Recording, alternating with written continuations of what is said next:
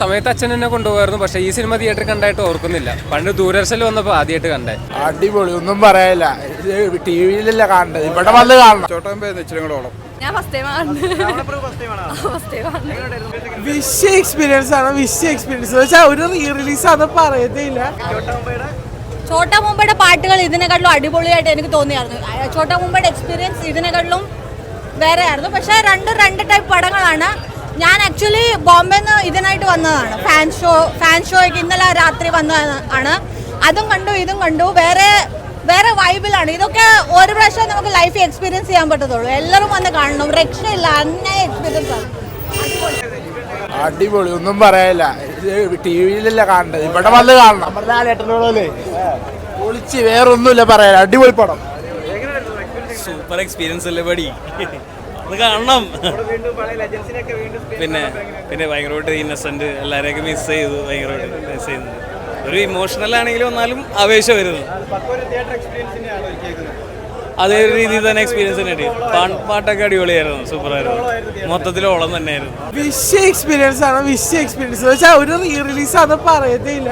അങ്ങനെ ഒരു എക്സ്പീരിയൻസ് വെച്ചാൽ ഒരു ഫെസ്റ്റിവൽ, ഒരു ഉത്സവം കൂടിയ ഫീലായിരുന്നു. സത്യം പറഞ്ഞാൽ കിടില എക്സ്പീരിയൻസ്. എല്ലാവരും വരണം. ഒരു ടിപ്പിക്കൽ ഫസ്റ്റ് ടൈമാണ്. കണ്ടിട്ടുണ്ട്, പണ്ട് കണ്ട, പക്ഷേ ഇവിടെ ഓർമ്മയില്ല. അവിടെ ഇവിടെ കണ്ട, പക്ഷെ കിടില എക്സ്പീരിയൻസ് ആയിരുന്നു. രണ്ട് രീതിയായിരുന്നു, രണ്ടായിരുന്നു. പക്ഷെ കൊള്ളായിരുന്നു. മൊത്തത്തിലൊരു ടിപ്പിക്കൽ സൂപ്പറായിരുന്നു. എക്സ്പീരിയൻസ് നല്ല എക്സ്പീരിയൻസ് ആയിരുന്നു. വെറൈറ്റി എക്സ്പീരിയൻസ് ആയിരുന്നു. ടി വി കണ്ടിട്ട് ഇവിടെ കാണുമ്പോൾ കണ്ടിട്ടുണ്ട്, കുറേ പ്രാവശ്യം കണ്ടിട്ടുണ്ട്. പക്ഷേ ടി വി കണ്ടിട്ട് ഇവിടെ വന്നപ്പോൾ ഒന്നും കൂടി അടിപൊളിയായിരുന്നു. അതെ, എൻജോയ് ചെയ്യാൻ പറ്റി. കുറേ പാട്ടുകളൊക്കെ ആയിട്ട് നമുക്ക് ചില്ല് ചെയ്യാൻ പറ്റി. അടിപൊളിയായിരുന്നു. ഉറപ്പായിട്ടും ഗംഭീരമായിരുന്നു. പിന്നെ ഒരു രോമാഞ്ചം മൊത്തത്തില്.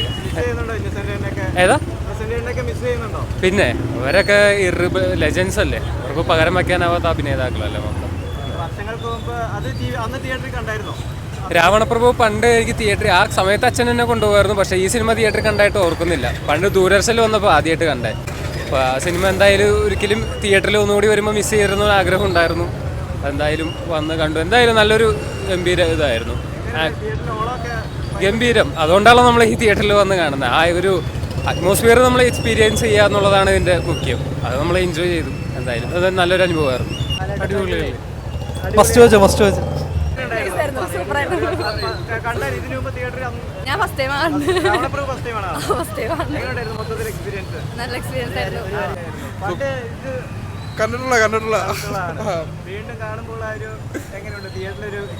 അതൊന്നും അറിയാൻ വേണ്ടിട്ട് വന്നോ. കൊള്ളായിരുന്നു, അടിപൊളിയായിരുന്നു. അടിപൊളിയായിരുന്നു. പിന്നെ ഒരുപാട്